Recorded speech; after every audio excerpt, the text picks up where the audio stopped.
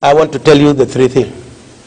First, I want to thank you unreservedly for the generosity, for the warm welcome you people has did to the effect.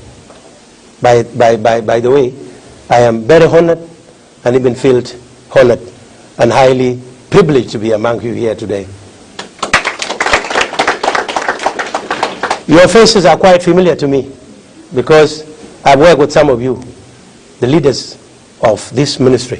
What God Almighty has done through President Salva Kiir Mayardit is appreciable.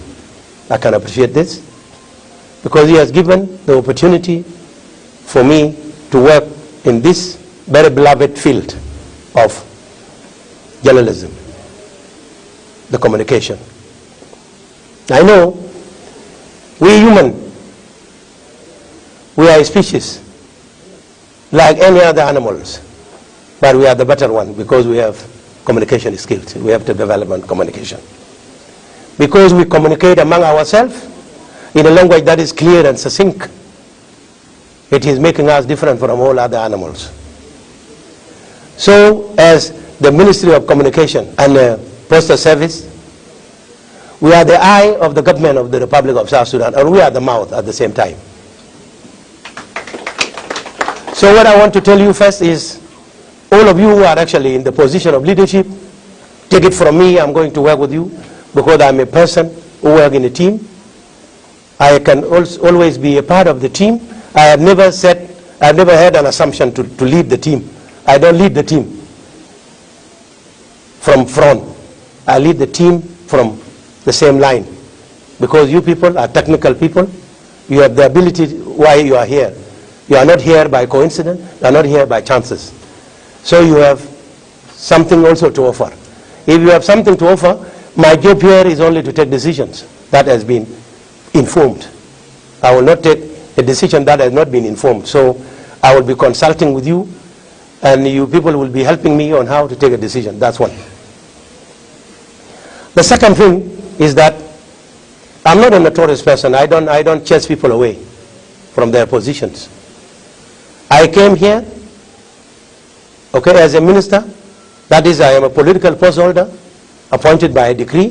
The time will come that I will be out also some other time, but I must leave you here because you are technical people and you are working technically to provide for the minister. The minister can come and go, but you people, until you come, you attain your age of retirement, there will be nothing that happened to you, except my friends, the under-secretaries, because they are also appointed by the presidential decree, they can come and go. They can be also appointed next time and they can go and all this.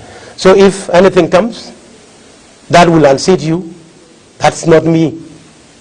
I will be actually monitoring you first because I believe in supervision. I supervise. And in the process of supervising, I don't take permission. I supervise anyone that is under me. So sometimes when you see me supervising somebody coming after you, don't see that I'm doing something strange. That's me. I supervise because I want to know each person, what they do and how they do it. I need to know it directly. By the time I leave this ministry, I will be able to tell the successor what I actually learned in this ministry. And without supervising you people, I will not be able to learn. Okay? All of us, we are human. We have the process of learning. We can learn. Each of us learn in different ways. So please, whenever I'm asking you, don't go and say that our minister doesn't know anything. It's because I want to know whether you know it or you don't. Okay? The third thing is that, you know, a lion has only one place that is secure to it.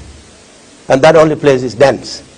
The lion dens is the only secure place for a lion.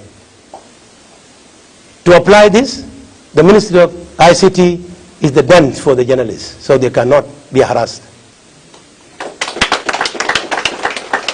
I will not tolerate any harassment rendered against journalists, because journalists will have to run from where they are being chased to this ministry to protect them. And I will be ready 24/7 to communicate with you. Should you go into any place Okay? Should you get yourself in the wrong place at the wrong time, please, my phone will be there. Call me and say, I have a problem, I'm a journalist, I will come for you. I will not send anyone.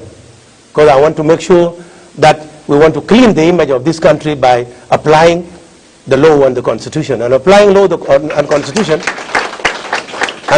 and Constitution, requires us to respect freedom of speech, and we respect the freedom of association, that we can, under Article 24 and Article 25 of the Constitution of the Republic of South Sudan, we can associate, we are free to associate with other humans, and we have also right to speak our mind. Provided when you are speaking your mind, ensure the law is on your side.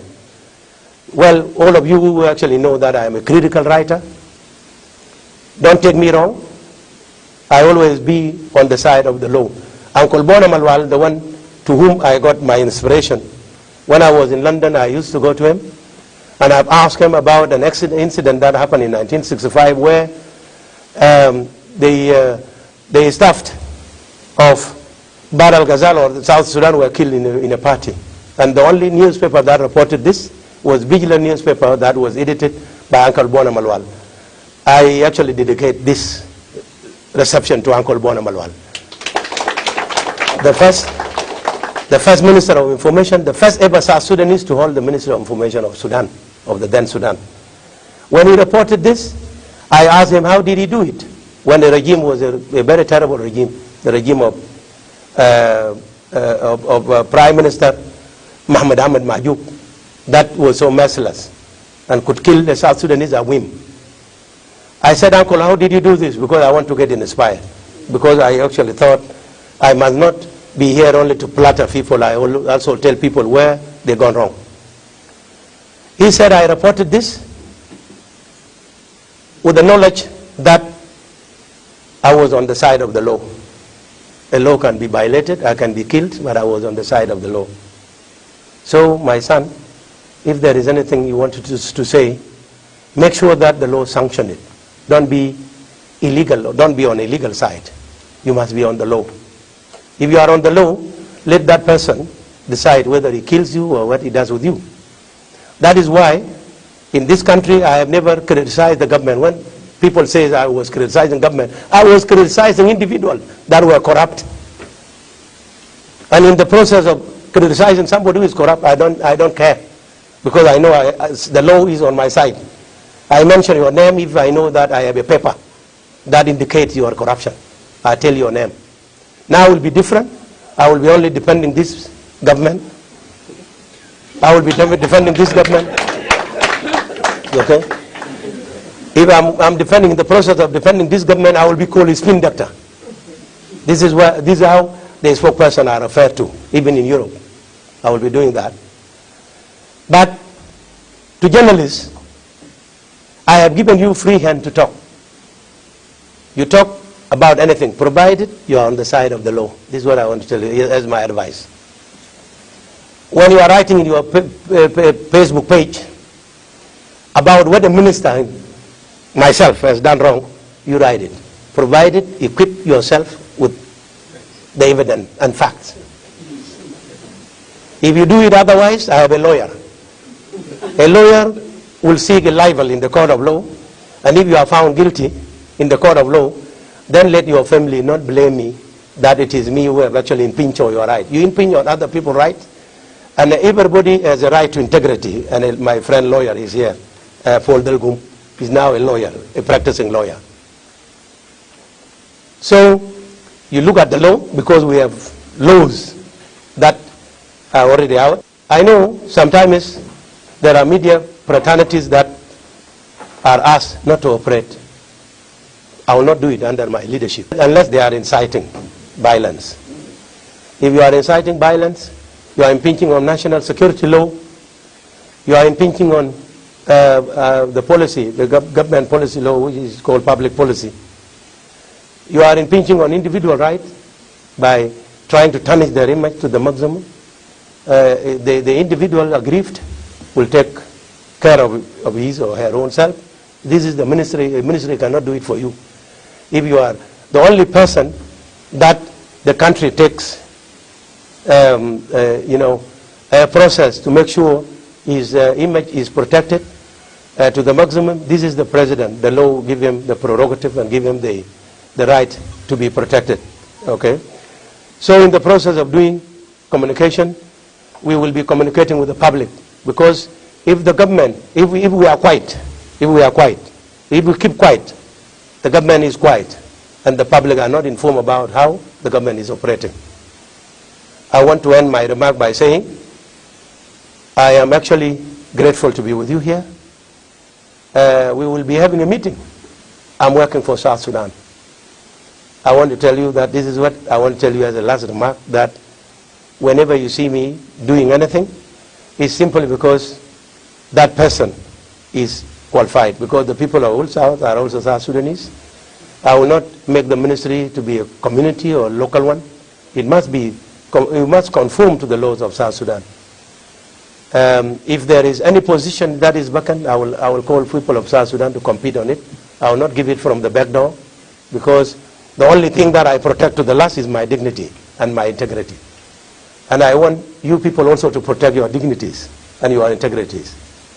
Don't leave it to me alone, because I am not here to impose myself to be a prophet. We shall have much to say about when Honorable Michael McQuay is here. And I want to say this, and I want media to take it. For someone to take over from Michael McQuay, you need to be an extraordinary person. Extraordinary. First, Michael McQuay has a very vast knowledge of the law and the media. Now he has moved to the law. He doesn't have any problem there, but I will be having a problem, because McQuay spent more than 10 years here in this ministry. We will work together. I will be leaving my door open, and I will be visiting McQuay in his place, so that he actually guide me as to where he actually stood, so that I can pick from there. I am not an enemy of Michael McQuay. Michael McQuay was taken away from here, not because he has done anything wrong, but he was taken away because he has been given another assignment. We are here as people assigned by the president, because the president is the only person that has the prerogative to assign us. And this we come to the conclusion by saying, when a journalist asked me when I was relieved as a press secretary in the office of the president, that I am sorry that you lost a job, I said, no, I didn't lose a job. He said, what did you lose? I said, I lost an assignment. Because we don't get jobs. Those who are actually appointed by decree, we don't have jobs. It is you who have jobs.